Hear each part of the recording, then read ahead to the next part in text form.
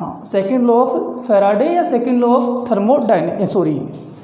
Second law of electrolysis, second law of Faraday या second law of electrolysis. देखो second law को समझना है तो मैंने एक सेटअप लगा रखा है। सेटअप क्या है कि मेरे पास एक इलेक्ट्रोलाइटिक सेल है। इलेक्ट्रोलाइटिक सेल कैसे बनता है? सेम मेटल की दो रोड को आप उसी के सॉल्यूशन में डिप कर देते हो, तो ये एक इलेक्ट्रोलाइटिक सेल हो गया। ऐसे एक ये इलेक्ट्रोलाइटिक सेल है, तो कितने इलेक्ट्रोलाइटिक सेल है? दो। और उन दोनों को यहाँ देखो हमने कनेक्ट कर रखा है, इसका मतलब ये सीरीज कनेक्शन में जुड़े हुए हैं, ठीक है, पैरेलल नहीं है, सीरीज कनेक्शन में कनेक्टेड। तो हमने दो इलेक्ट्रोलाइटिक सेल को सीरीज कनेक्शन में जोड़ दिया। ये दो से ज़्यादा भी हो सकते हैं पर हमने दो जोड़ रखे हैं, सेल नंबर 1 और सेल नंबर 2।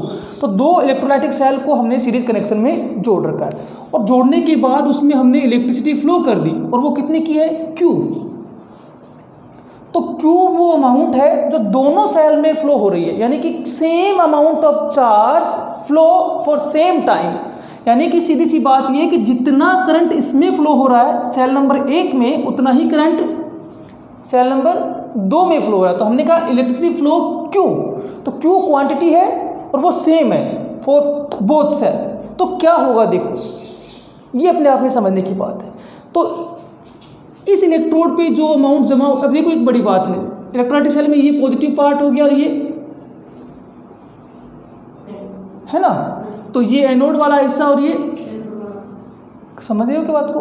तो यहाँ इस पर डिपॉजिट होगा, ये कैथोड है यहाँ इसका, और यहाँ इस पर ना हो, इस पर डिपॉजिट होगा। वो डिपॉजिशन तो आप समझते हो कहाँ होता है, वो छोड़िए। तो यहाँ क्या होगा और यहाँ क्या होगा? दोनों ही इलेक्ट्रोड पर अमाउंट लिबरेट होगी, डिपॉजिट होगी। तो कितनी होगी अपन ये समझते हैं। तो हम मान लें कि डिपॉजिट अमाउंट ऑफ सब्सटेंस यहाँ है W1। हम ये मान लें कि इस इलेक्ट्रोड पे जो अमाउंट डिपॉजिट हुई है वो कितनी है? W1, क्योंकि नंबर 1 सेल है। तो इस पर जो जमा अमाउंट कितनी मान लेते हैं? W2। लैंग्वेज लिखने की जरूरत नहीं है, समझ रहे हो बात को? इक्विवेलेंट वेट या मास, जो भी बोले, वेट ऑफ दैट सब्सटेंस। ये जो सब्सटेंस हमने यूज किया है उसका इक्विवेलेंट वेट कितना मान रहे हैं अपन? E1। तो इसका कितना मान लें? E2। कोई कंफ्यूजन नहीं है, आ रही क्या बात समझ में? तो ये हमने कहा इनमें एक्सपेरिमेंटल क्या है? एक्सपेरिमेंटल तो ये है W1 और W2। ये तो हम लोग निकाल लेते हैं कि इक्विवेलेंट मास कैसे निकलता है, मोलर मास अपॉन वैलेंसी। तो आप यूँ समझो कि मैंने दो इलेक्ट्रोलाइटिक सेल लिए, दोनों इलेक्ट्रोलाइटिक सेल को एक सीरीज कनेक्शन में जोड़ दिया, उसके बाद उन दोनों सेल में एक same amount of electricity flow कर दी, same amount of electricity flow कर दी। तो मैंने क्या देखा कि सेल नंबर 1 में जो सब्सटेंस डिपॉजिट हुआ उसके अमाउंट W1 और सेल नंबर 2 में जो सब्सटेंस डिपॉजिट हुआ उसके अमाउंट W2। तो दीज आर एक्सपेरिमेंटल वैल्यू, कि प्रैक्टिकली इतना चार्ज फ्लो करने के बाद हमने अमाउंट कैलकुलेट किया है और वो कैलकुलेटेड वैल्यू है W1। और फिर हमने कहा कि अगर ये जो भी सब्सटेंस है इसका इक्विवेलेंट मास E1 हो और इसका E2 हो तो हम लोग इसका रेशियो निकाल के देखते हैं। और जब हम एक्सपेरिमेंटली इसका रेशियो निकालने गए W1 अपॉन E1, तो वो आया equal to W2 upon E2। इसका मतलब दोनों क्या आ रहे हैं? कांस्टेंट आ रहे हैं। ये एक्सपेरिमेंटली प्रूव किया गया कि किन्हीं भी सीरीज कनेक्शन में जुड़े हुए इलेक्ट्रोलाइटिक सेल में किसी की भी बने हों, और 2 हो, 3 हो, 5 हो, सीरीज कनेक्शन में different type of electrolytic cell को जोड़कर जब हम उसमें सेम करंट को फ्लो करते हैं फॉर द सेम टाइम, यानी कि सेम चार्ज को फ्लो करेंगे, तो ईच इलेक्ट्रोड पे जो अमाउंट डिपॉजिट होगी W1, W2, W3, W4 और उनके इक्विवेलेंट मास का जो रेशियो आएगा वो कांस्टेंट आएगा। ये हमने एक्सपेरिमेंटली प्रूव किया और यही सेकंड लॉ ऑफ फैराडे कहलाएगा। इसको देखकर अगर मैं आपको तो ऐसे लिख दूं क्या बेटा? इसको अगर मैं ठीक से करूं तो ऐसे लिख सकता हूं ना, W1 upon W2 equal to E1 upon E2। मुझे लगता है आपको सर इसमें तो क्या दिक्कत है, और जब इसमें दिक्कत नहीं है तो फिर ऐसे भी लिख सकते हैं। इसको W प्रोपोर्शनल टू लिख सकते हैं क्या? क्योंकि W1 E1 के प्रोपोर्शनल आ रहा है, W2 E2 के प्रोपोर्शनल आ रहा है। तो यहाँ तक कोई कन्फ्यूजन नहीं है। चलिए, तो यहाँ तक कोई दिक्कत नहीं है। ये एक्सपेरिमेंटली प्रूव किया गया और इसी को बाद में थ्योरेटिकली लिख दिया गया, सेकेंड लॉ ऑफ फैराडे। तो सेकेंड लॉ ऑफ फैराडे अगर मैं इसको वर्डिक्ट में लेके आऊँ, ये तो अपन ने ऐसे सीखा है, पहले इसको समझा है, पर हम लोग जब बोर्ड के एग्जाम में बैठेंगे, नीट के एग्जाम में तो अलग बात है, IIT के एग्जाम में अलग बात है, क्योंकि वहाँ तो ऑब्जेक्टिव क्वेश्चन आते हैं, वहाँ थ्योरी का कुछ चेंज नहीं है, वहाँ तो अपने को ये समझ में आना चाहिए कंसेप्ट और उसके न्यूमेरिकल सोल्व कर लेंगे। पर जैसे मान लो अपने से पूछा what is the mean of second law of Faraday, तो वहाँ तो लिखना पड़ेगा। तो क्या लिखना पड़ेगा वो देखिए। तो इसी सेटअप के बिहाफ पे अपन लिखते हैं कि if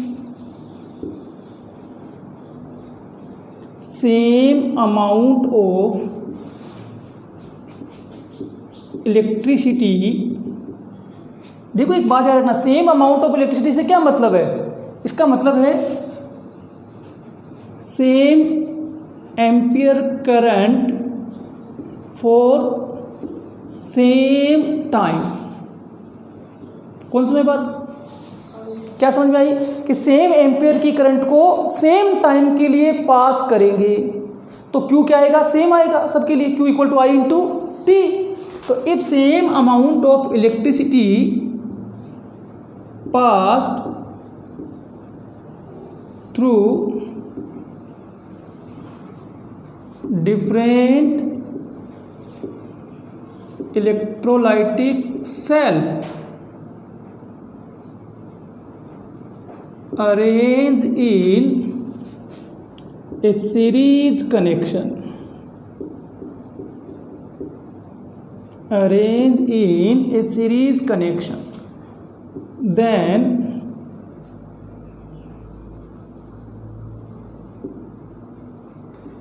amount of substance deposited, amount of substance deposited at each electrode is directly proportional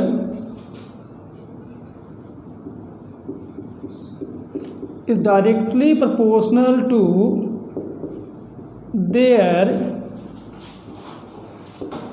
equivalent weight।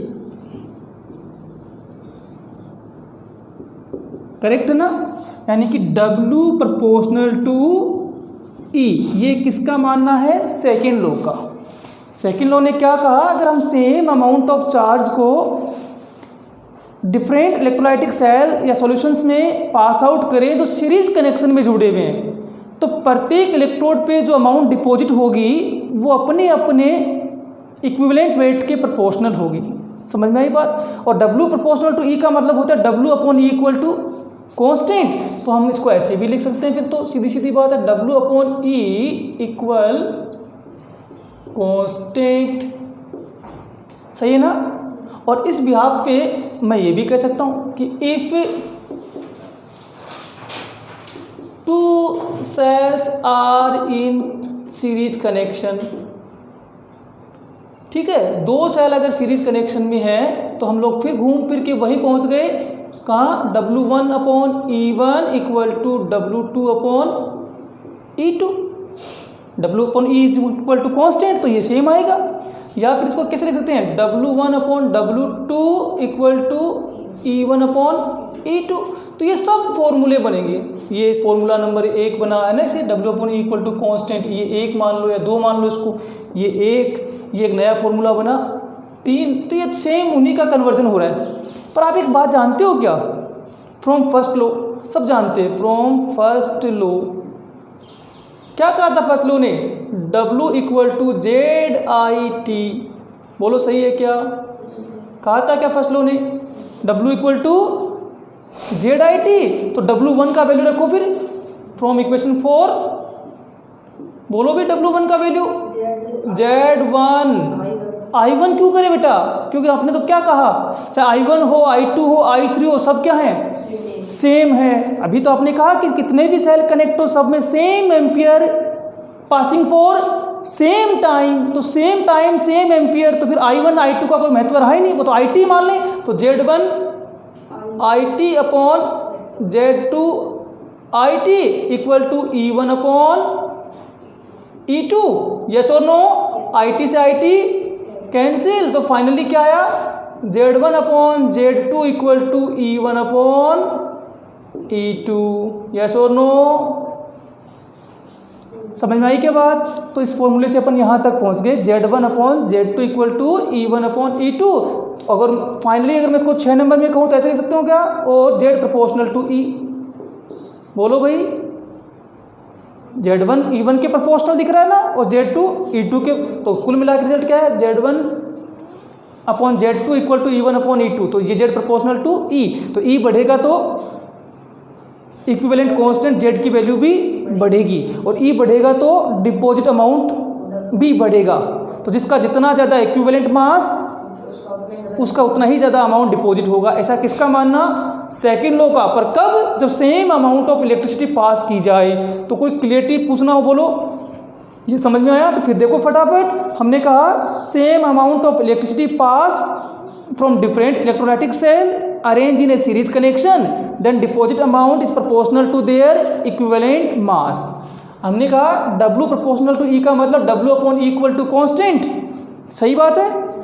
फिर हमने कहा कि अगर दो सेल जुड़े हो तो W1 upon E1 equal to W2 upon E2 equal to constant. ये हमने कहा, इसको चेंज कर लिया, तो W1 upon W2 equal to E1 upon E2। First rule लगा दिया, W इक्वल टू ZIT ना, तो W1 का हो गया Z1IT, W2 का हो गया Z2IT। पर IT सेम था, इसलिए I1 T1 I2 T2 की वैल्यू तो आने तो सेम ही है, तो IT से IT।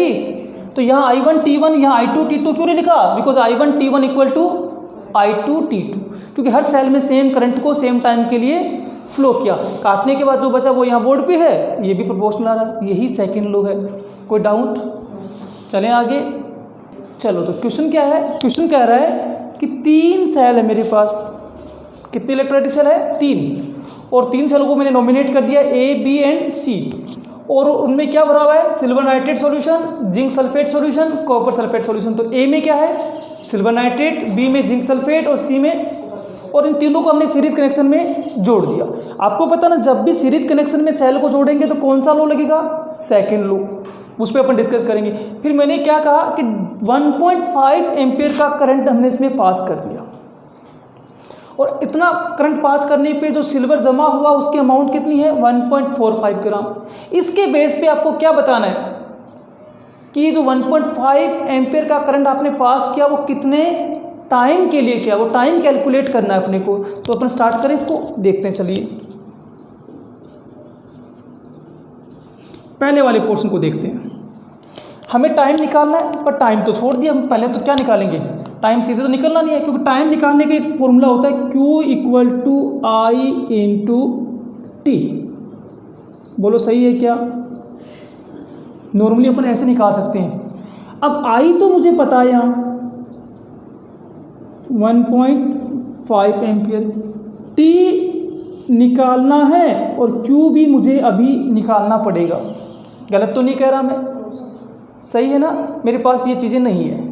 अब ये नहीं है तो मैं क्या करता हूँ, मैं एक काम करता हूँ, देखो मैं सेल A को डिस्कस करता हूँ। तो इन सेल A को क्यों डिस्कस कर रहा हूँ, क्योंकि देखो सिल्वर डिपॉजिट हो रहा है, और सिल्वर कहाँ भरा हुआ है, सिल्वर नाइट्रेट वाले सॉल्यूशन से, यहाँ से आएगा। तो सिल्वर नाइट्रेट को अगर ब्रेक करें तो 2 आयंस बनाएगा, Ag plus NO3 minus. Ag plus से ही Ag बना होगा, तो इक्वेशन क्या रही होगी, Ag प्लस इलेक्ट्रॉन और Ag, और ये रिएक्शन क्या बता रही है, कितने मोल Ag, 1 मोल Ag डिपॉजिट हुआ जिसका वेट होता है 108 ग्राम। इसका मतलब इस रिएक्शन ने क्या कहा, 108 ग्राम सिल्वर डिपॉजिट हो रहा है। कब, जब कितना करंट फ्लो करें, 1 मोल इलेक्ट्रॉन के इक्वल, और 1 मोल इलेक्ट्रॉन का चार्ज 1 फैराडी। याद आ रहा है क्या, 1 मोल इलेक्ट्रॉन का चार्ज क्या कहलाता है, 1 फैराडी। तो ये 1 मोल इलेक्ट्रॉन किसके इक्वल है, 1 फैराडी के। यस और नो, 1 फैराडी, और 1 फैराडी किसके इक्वल है, 96500 कूलम। तो इसका मतलब हमने कितना करंट पास किया, इस इक्वेशन के बिहाफ पे देखें तो 96500 कूलम। तो डिपॉजिट अमाउंट 108 ग्राम, पर यहाँ डिपॉजिट अमाउंट कितनी है, 1.45 ग्राम। तो सीधा सीधा मैथ्स वाला फॉर्मूला लगाते हैं कि 108 ग्राम सिल्वर डिपॉजिट फ्रॉम 96500 कूलाम। बोलो गलत है क्या? समझ में आई की बात कि इतना करंट पास किया तो on the behalf of equation we saying कितने gram amount, 108 gram amount deposit हो रहा है। यस और no? 1 gram Ag deposited from, तो आप हो गए 96500 डिवाइड बाई 108 गुलाम, और डिपॉजिट कितना हो रहा है 1.45 ग्राम। रियलिस्टिक वैल्यू है ना, तो इसको डिपॉजिट करने के लिए कितने गुलाम की ज़रूरत है 96500 डिवाइड बाई 108 इंटू 1.45 गुलाम। बोलो मैं गलत कह रहा हूँ क्या?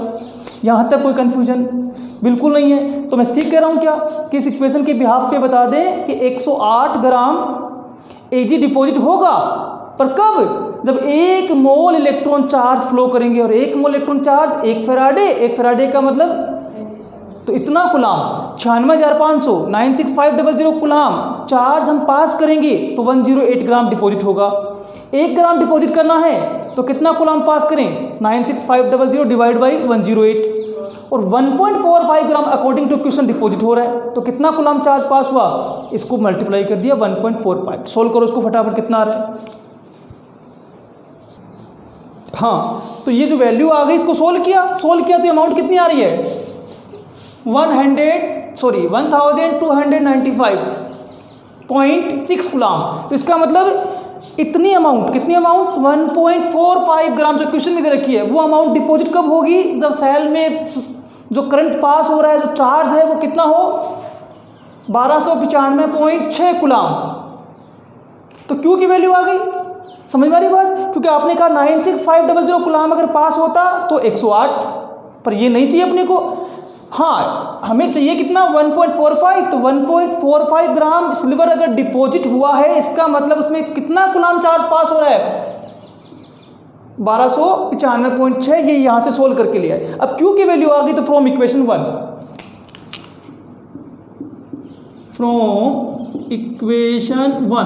लगाओ भी इक्वेशन 1 क्या था, Q equal to I into T. अब Q कितना है अपना 1295.6 इक्वल टू I दे रखा ना क्वेश्चन में 1.5 इंटू टी, सही है ना, और T equal to 1295.6 upon 1.5। Solve करके आंसर लिखिए फटाफट, जल्दी सोल्व करो भाई।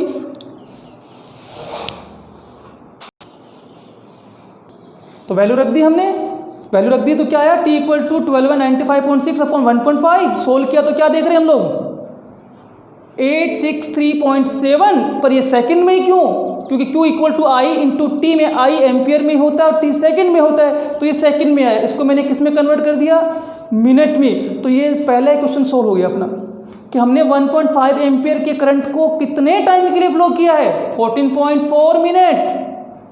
न्यूमेरिकली तो अपन इसको सेकंड में डालेंगे कोई बात नहीं है, पर ये आंसर तो वही है ना। तो 14.4 मिनट के लिए हमने करंट को पास किया, तो टाइम आ गया। अब आते अपन सेकंड क्वेश्चन पे, इसके सेकंड पार्ट पे चलें।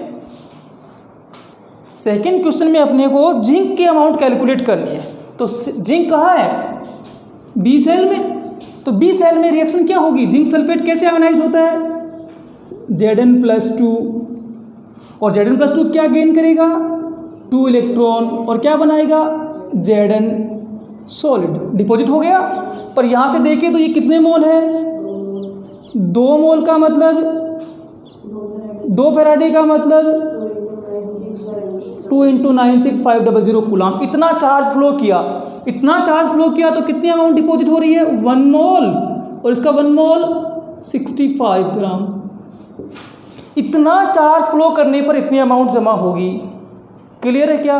पर हम लोग जानते हैं ना कि चार्ज तो सेम ही फ्लो होगा, जितना चार्ज ए सेल में उतना ही चार्ज बी सेल में, उतना ही चार्ज सी सेल में, क्योंकि they are in a series connection. और ए सेल में कितना चार्ज फ्लो किया था क्यू की वैल्यू तो 1290.6 12 है, 95 पॉइंट से 1295.6 ही तो था। तो Q का वैल्यू तो पहले से पता है, तो वो वैल्यू निकाल के आंसर निकालेंगे। तो देखिए यहाँ आराम से निकल जाएगा। On passing 2 × 96500 coulomb charge, deposit amount of zinc equal to 65 gram. बोलो यस और नो। ये सही है ना? कितना चार्ज फ्लो करेंगे तो इतना अमाउंट डिपॉजिट होगा। अगर चार्ज 1 कूलाम फ्लो किया जाए तो कितना अमाउंट डिपॉजिट होगा बताओ? 65 डिवाइड बाई 2 × 96500 ग्राम। यस और नो? सही है क्या? पर चार्ज, ये तो काल्पनिक बातें हैं ना। एक्चुअल में चार्ज कितना फ्लो किया है वो है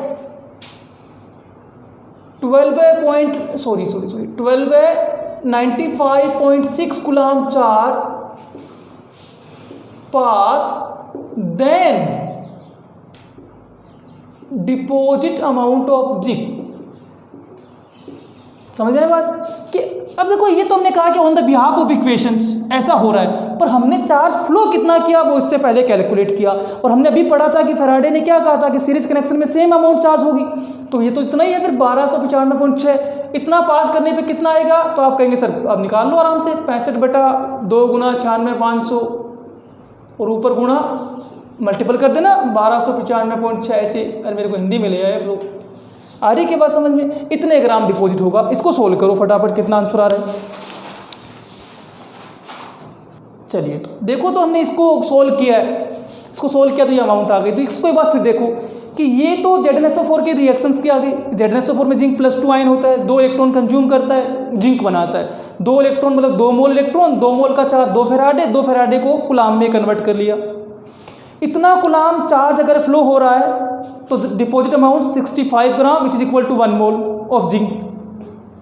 तो हमने कहा कि इतना कूलाम चार्ज इतनी अमाउंट, 1 कूलाम चार्ज तो इतनी अमाउंट। पर कूलाम चार्ज कितना? इतना। एक्चुअल तो यही है ना, फ्लो किया है। तो इतना फ्लो करने पे डिपॉजिट अमाउंट इतनी। तो हमने बता दिया साहब इतनी अमाउंट डिपॉजिट हो रही है। कब? जब इसका कितना डिपॉजिट हुआ था? 1.45। तो सिल्वर जब 1.45 ग्राम जमा हुआ तब इसका अमाउंट डिपॉजिट हो रहा है 0.436। ये कम हो रहा है ना, ये सिल्वर के कंपेयर में कम हो रहा है, जबकि करंट उतना ही है। ऐसा क्यों? क्योंकि सिल्वर का इक्विवेलेंट मास 108, इसका इक्विवेलेंट मास 32.5 और W प्रोपोर्शनल टू E, जिसका E लेस W भी लेस। तो उसका सिल्वर का E ग्रेटर था तो ज़्यादा अमाउंट जमा हुई, जिंक का E कम है तो। पर देखिए, इस क्वेश्चन को मैं आपसे कहना चाहता हूँ कि एक और तरीके से सोल्व करके देखते हैं। क्या हम कर सकते थे ऐसा? चेक करके देखते हैं। कितना नहीं करके सर सीधा करके देखते तो हम कहते साहब from second law of Faraday. क्या कहता है second law of Faraday? W1 यानी कि W सिल्वर मान लो यहाँ है ना, अपॉन E सिल्वर, करेक्ट है क्या? इक्वल टू, जिसको कंपेयर करना है उसको बता देते हैं E जिंक। अरे W1 upon E1 equal to W2 upon, अगर ये मान लें तो मुझे क्या निकालना है? WZn, deposit amount of Zn। तो फॉर्मूला क्या आएगा?